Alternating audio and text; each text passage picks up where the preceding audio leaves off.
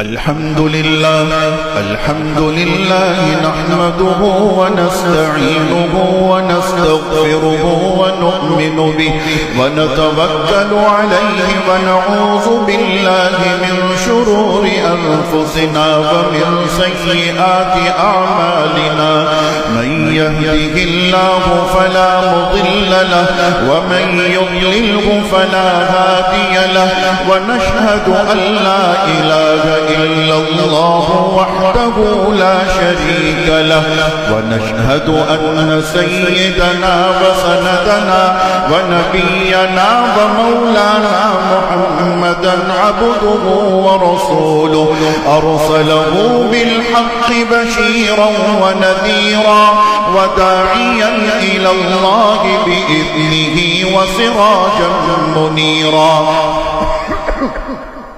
وصلى الله تعالى على خير خلقه محمد وعلى آله وصحبه وبارك وسلم تسليما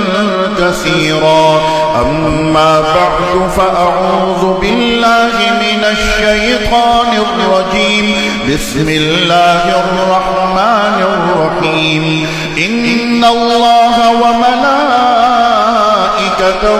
يصلون على النبي يا أيها الذين آمنوا صلوا عليه وسلموا تسليما اللهم صل على سيدنا محمد وعلى آل سيدنا محمد بعدد من صلى وصام وصل كذلك على جميع الأنبياء والمرسلين وعلى الملائكة المقربين وعلى عباد الله الصالحين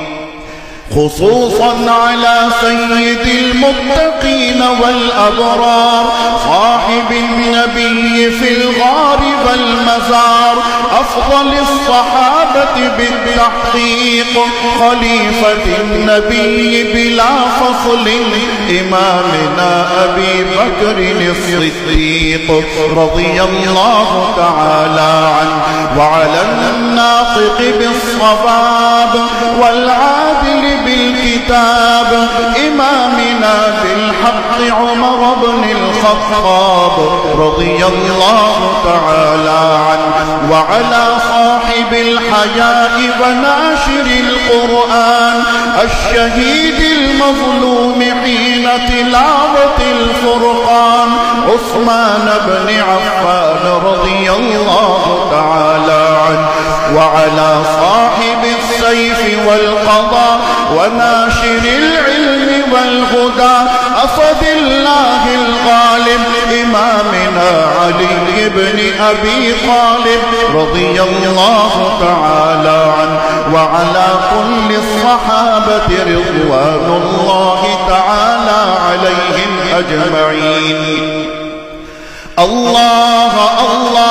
في أصحابي لا تتخذوهم من بعدي غرضا فمن أحبهم فبحبي أحبهم ومن أبغضهم فببغضي أبغضهم وخير أمتي قرني ثم الذين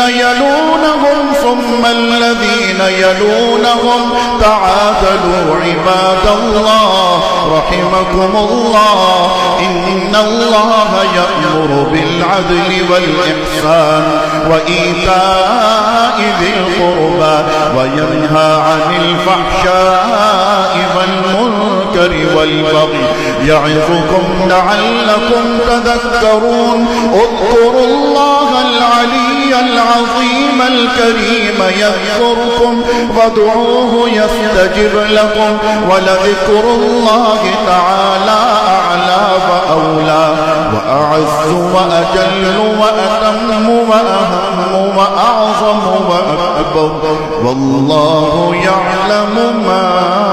تصنعون